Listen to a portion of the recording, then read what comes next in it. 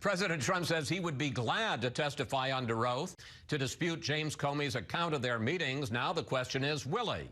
Joining me is Jack Reed, the top Democrat on the Senate Armed Services Committee, who also serves on the Senate Intelligence Committee, the senator who is from Rhode Island and Newport.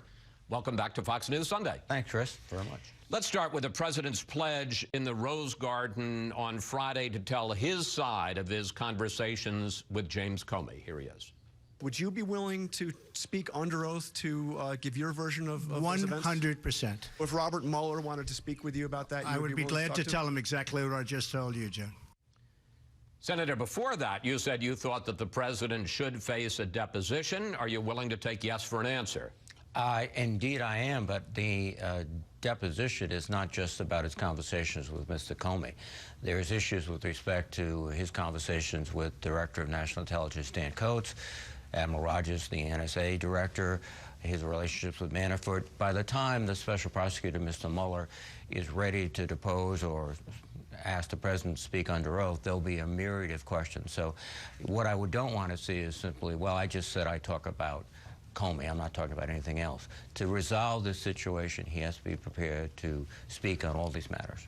Would you also like to see the president testify under oath before Congress? Well, that raises the issue of separation of powers, frankly. And at that point, I think there's the history would suggest that that's not done often.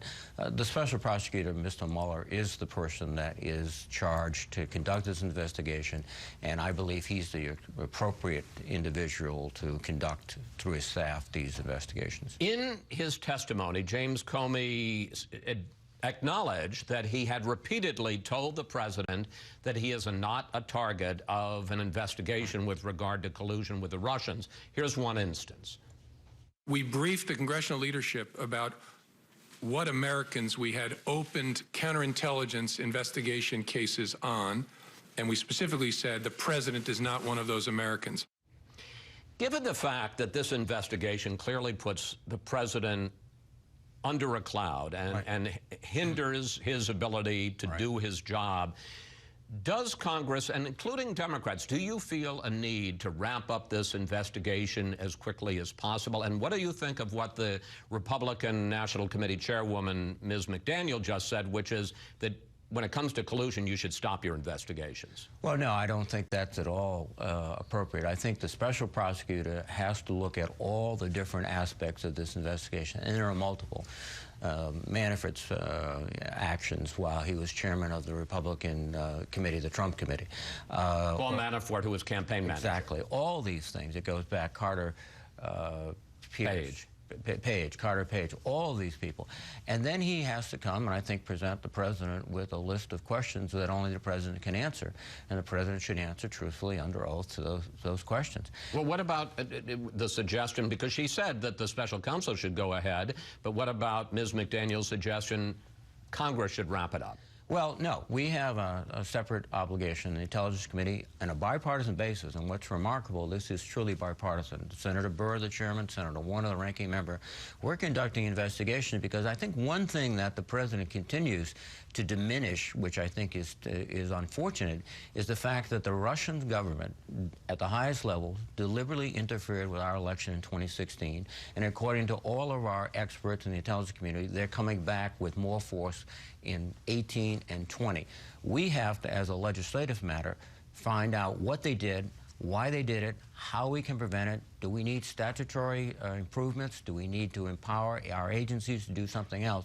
So we have a separate mission, in addition to finding out what went on, is how do we fix it? But forgive me, Senator. I mean, I watched all 3 hours of the hearing. Right. There was precious little talk about what the Russians did. It was all about President Trump. Well, it was about President Trump, but Director Comey made several points very emphatically that we should understand that this attack, this hostile action by the Russians was unprecedented, that it continues, and that one of the reasons that he was so conscious of conducting this investigation was not to sort of look back and appropriately charge people who may have done something wrong, but that he is also looking forward to what could happen and what will likely happen in 18 and in 20. And he said that repeatedly. You also heard this week from Admiral Mike Rogers, who's the head of the National Security Agency. Here he is. I have never been directed to do anything I believe to be illegal, immoral, unethical, or inappropriate. And to the best of my recollection, during that same period of service, I do not recall ever feeling pressured to do so. Again, as we sit here today, do you have any evidence of the President Trump being involved in collusion with the Russians or being engaged in an obstruction of justice? There are questions that have been raised about the involvement of his campaign. There have been questions raised about his contact with Admiral Rogers. Admiral Rogers refused, as did Director of National Intelligence Coach, to say if he was asked by the President to in any way exonerate them. And yeah, well, wait a minute, though. He did say, I mean, you just heard, I've never been directed to do anything illegal, immoral, unethical, or inappropriate. I've never been directed. But I think what we saw there was two individuals who were very uncomfortable answering. And ultimately, when I asked them, were you asked? And Senator King repeatedly asked the same question. They refused to answer. And the obvious point that I made was, if you were never asked, then it would be very easy and almost reflexive to say, no, I was never asked. They wouldn't do that. They couldn't do that. So there's a whole series of issues about the President's conduct. Does it constitute a pattern of trying to get pressure relieved off of this investigation? And the President himself, when he met with the Russian foreign minister, declared that, you know, first of all, I got rid of that crazy nut job Mueller. Well, I think, excuse me, Comey.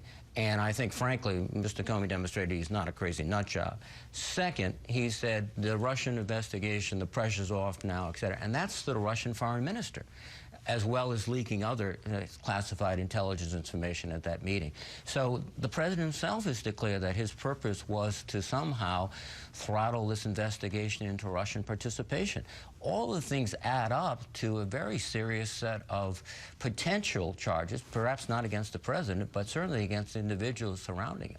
All right, well, let's talk about one of those individuals. Attorney General Sessions testifies before Senate Intelligence on Tuesday. You'll be there in the panel. What do you want to hear from him? Well, first, there's a question of his participation in the firing of Director Comey. He had already recused himself, and then suddenly he is the one apparently recommending to the President that Comey be fired, and the President, as he indicated, declared it was all about the Russian investigation. So there's a real question of the propriety of the Attorney General participating in that in any way, shape, or form. Then there's been allegations publicly of meetings that go beyond the meetings that he's already declared he had with representatives of the Russian government. That'll come up. Well, let me ask about that. Do you have any evidence that he met? There are 2 times now that he's on the record as having said he met with Russian Ambassador Sergei Kislyak. Do you have any evidence that he met with them another time? It's an open question. I think it's also one of those questions that, because of some of the classifying reports, it's inappropriate to comment upon it. Former National Security Advisor Michael Flynn has been a special focus of this investigation. He held repeated meetings with the Russians. He's the one that the President allegedly told Comey to go easy on. How important is Flynn to this investigation? Well, I think at this point he's one of the key figures.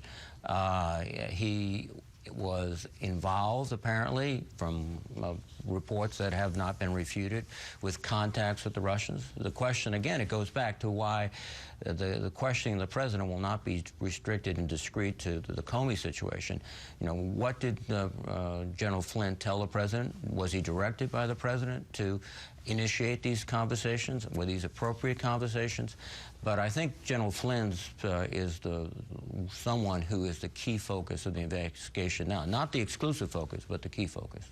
The key focus? Well, I think so, because I think working through General Flynn, they will develop other possible connections, other possible leads. And again, it appears, and I think, again, former FBI Director Mueller is probably the best person to do this investigation.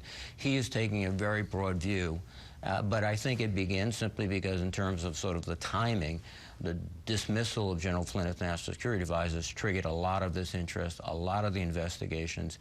Comey was working to make sure that that investigation was going forward. Finally, and I've got 30 seconds left. Yes. Will this investigation on the Hill, with a special counsel, will it still be going on a year from today? I hope not. It certainly is not going to be resolved in a few weeks or a few months, because, and I think the pace will be set by Special Prosecutor Mueller. He will be the one that will drive sort of the timing of this case. Senator, thank you. Thanks for joining us. Always good to talk with you, sir. Thank you, Chris.